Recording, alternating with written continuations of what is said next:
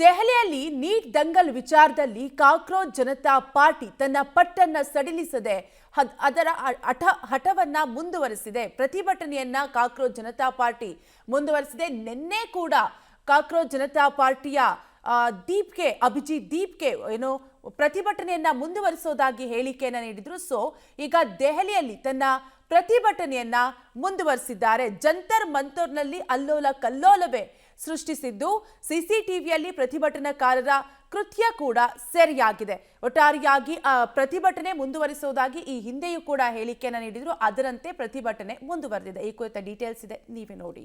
ದೆಹಲಿಯಲ್ಲಿ ಕಾಕ್ರೋಚ್ಗಳ ಹೋರಾಟ. ಸಿಜೆಪಿ ಪಾಲಿಗೆ ಇಂದು ನಿರ್ಣಾಯಕ ದಿನ. ಧರ್ಮೇಂದ್ರ ಪ್ರಧಾನ್ ರಾಜೀನಾಮೆ ನಿರ್ಧಾರ. ನೀಟ್ ಪರೀಕ್ಷಾ ಅಕ್ರಮದ ವಿರುದ್ಧ ದೆಹಲಿಯ ಜಂತರ್ ಮಂತರ್ನಲ್ಲಿ ಕಾಕ್ರೋಚ್ ಜನತಾ ಪಾರ್ಟಿ ಮೂಲಕ ಆರಂಭವಾದ ಜೆನ್ಸಿಗಳ ಹೋರಾಟ ಸಂಚಲನ ಸೃಷ್ಟಿಸಿದ್ದು ದೇಶಾದ್ಯಂತ ವ್ಯಾಪಿಸಿದೆ. ಒಂದ್ ಕಡೆ ದೆಹಲಿಯಲ್ಲಿ ಕಳೆದೊಂದು ತಿಂಗಳಿನಿಂದ ಪ್ರತಿಭಟನೆ ನಡೀತಾ ಇದ್ರೆ, ಈ ಪ್ರತಿಭಟನೆಗೆ ಬೆಂಬಲವಾಗಿ ಬಹುತೇಕ ಎಲ್ಲಾ ರಾಜ್ಯಗಳಲ್ಲಿ ಹೋರಾಟ ಶುರುವಾಗಿದೆ. ಕಾಕ್ರೋಚ್ ಪಾರ್ಟಿಗೆ ಕೇಂದ್ರ ಸಚಿವ ಧರ್ಮೇಂದ್ರ ಪ್ರಧಾನ್ ರಾಜೀನಾಮೆಯೇ ಒನ್ ಲೈನ್ ಅಜೆಂಡಾ ಆಗಿದೆ. ಸಚಿವರ ರಾಜೀನಾಮೆ ಹೊರತಾಗಿ ಪ್ರತಿಭಟನೆ ಕಾವು ತಣ್ಣಗಾಗಲ್ಲ ಎಂಬ ಸಂದೇಶ ರವಾನಿಸಿದೆ. ಇದರ ಜೊತೆಗೆ ಇನ್ನೂ 2 ಬೇಡಿಕೆಗಳನ್ನ ಇರಿಸಲಾಗಿದೆ. ಆ ಬೇಡಿಕೆಗಳೇನು ಅಂತ ನೋಡೋದಾದ್ರೆ, ಕೇಂದ್ರ ಸರ್ಕಾರಕ್ಕೆ ಸಿಜೆಪಿ ಬೇಡಿಕೆ: ಧರ್ಮೇಂದ್ರ ಪ್ರಧಾನ್ ರಾಜೀನಾಮೆ ಕೊಡಬೇಕು. ಮೃತ ವಿದ್ಯಾರ್ಥಿಗಳ ಕುಟುಂಬಕ್ಕೆ ತಲಾ 1 ಕೋಟಿ ಪರಿಹಾರ. ವಿದ್ಯಾರ್ಥಿಗಳ ಮೇಲಿನ ಎಫ್ಐಆರ್ ವಾಪಸ್ ಪಡಿಬೇಕು ಅನ್ನುವ ಬೇಡಿಕೆಗಳನ್ನ ಇಟ್ಟಿದೆ. ಸಿಜೆಪಿಯ 2 ಬೇಡಿಕೆಗೆ ಒಪ್ಪಿಗೆ, ಇನ್ನೊಂದು ಬೇಡಿಕೆ ಇಂದು ನಿರ್ಧಾರ.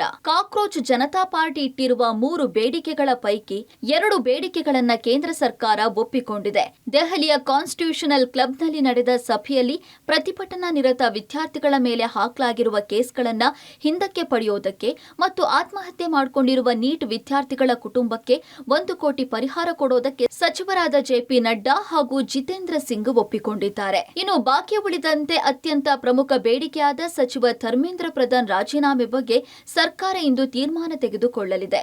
ನಿನ್ನೆಯ ಸಭೆಯಲ್ಲಿ ಸಚಿವ ಜೆಪಿ ನಡ್ಡಾ 24 ಗಂಟೆಗಳ ಸಮಯವನ್ನ ಕೇಳಿದ್ರು. ಇಂದು ಮಧ್ಯಾಹ್ನ 2 ಗಂಟೆಗೆ 24 ಗಂಟೆಯ ಸಮಯ ಮುಗಿಯಲಿದ್ದು, ಇದರ ಒಳಗೆ ರಾಜೀನಾಮೆ ಪಡೆಯುವ ಬಗ್ಗೆ ಸರ್ಕಾರ ಸ್ಪಷ್ಟನೆ ನೀಡಬೇಕಿದೆ. ಇಂದು ಮತ್ತೊಂದು ಸುತ್ತಿನ ಸಭೆ ನಡೆಯಲಿದ್ದು, ಇಲ್ಲಿ ಸರ್ಕಾರದ ನಡೆ ಸ್ಪಷ್ಟವಾಗಲಿದೆ. ನೀಟ್ ಲೀಕಾಸುರರ ವಿರುದ್ಧ ಬ್ರಹ್ಮಾಸ್ತ್ರ ಪ್ರಯೋಗ. ಲೀಕಾಸುರರಿಗೆ 10 ವರ್ಷ ಜೈಲು, 10 ಕೋಟಿ ದಂಡ. ಕೇಂದ್ರ ಸಂಪುಟ ಸಭೆಯಲ್ಲಿ ಮಸೂದೆಗೆ ಅನುಮೋದನೆ. ನೀಟ್ ಲೀಕಾಸುರರ ವಿರುದ್ಧ ಕೇಂದ್ರ ಸರ್ಕಾರ ಬ್ರಹ್ಮಾಸ್ತ್ರ ಪ್ರಯೋಗಿಸಿದೆ. ವಿದ್ಯಾರ್ಥಿಗಳ ಬದುಕಿನ ಜೊತೆ ಚೆಲ್ಲಾಟ ಆಡಿದವರಿಗೆ ಶಾಕ್ ಕೊಟ್ಟಿದೆ. ಪ್ರಶ್ನೆ ಪತ್ರಿಕೆ ಸೋರಿಕೆ ಮಾಡಿದವರಿಗೆ 10 ವರ್ಷ ಜೈಲು ಶಿಕ್ಷೆ ಫಿಕ್ಸ್ ಆಗಲಿದೆ. ಪ್ರಶ್ನೆ ಪತ್ರಿಕೆ ಲೀಕಾಸುರರಿಗೆ 10 ಕೋಟಿವರೆಗೂ ದಂಡ ವಿಧಿಸಲಾಗುತ್ತೆ. ಇನ್ನು ಪೇಪರ್ ಲೀಕ್ ಕೇಸ್ಗಳನ್ನ ಫಾಸ್ಟ್ ಟ್ರ್ಯಾಕ್ ಕೋರ್ಟ್ಗಳಲ್ಲಿ ವಿಚಾರಣೆ ನಡೆಸಲಿದ್ದು, 3 ತಿಂಗಳಲ್ಲಿ ಕೇಸ್ ಇತ್ಯರ್ಥಕ್ಕೆ ತೀರ್ಮಾನಿಸಲಾಗಿದೆ. ಆ ಮೂಲಕ ಪ್ರಶ್ನೆ ಪತ್ರಿಕೆ ಲೀಕಾಸುರರ ವಿರುದ್ಧ ಕಠಿಣಾತಿ ಕಠಿಣ ಕಾನೂನು ಜಾರಿಗೆ ಕೇಂದ್ರ ಸರ್ಕಾರ ಮುಂದಾಗಿದೆ. ಪ್ರಶ್ನಾ ಪತ್ರಿಕೆ ಸೋರಿಕೆ ತಡೆಗೆ ಹೊಸ ಕಾನೂನು. ಪೇಪರ್ ಲೀಕ್ ತಡೆಗೆ ಕಠಿಣ ಕಾನೂನು ಜಾರಿಗೆ ಮುಂದಾದ ಸರ್ಕಾರ. ಪ್ರಶ್ನೆ ಪತ್ರಿಕೆ ಸೋರಿಕೆ ತಡೆ ಮಸೂದೆಗೆ ಕ್ಯಾಬಿನೆಟ್ ಒಪ್ಪಿಗೆ. ಪೇಪರ್ ಲೀಕಾಸುರರಿಗೆ ಇನ್ಮುಂದೆ 10 ವರ್ಷ ಜೈಲು. ಫಾಸ್ಟ್ ಟ್ರ್ಯಾಕ್ ಕೋರ್ಟ್ಗಳಲ್ಲಿ 3 ತಿಂಗಳಲ್ಲಿ ವಿಚಾರಣೆ.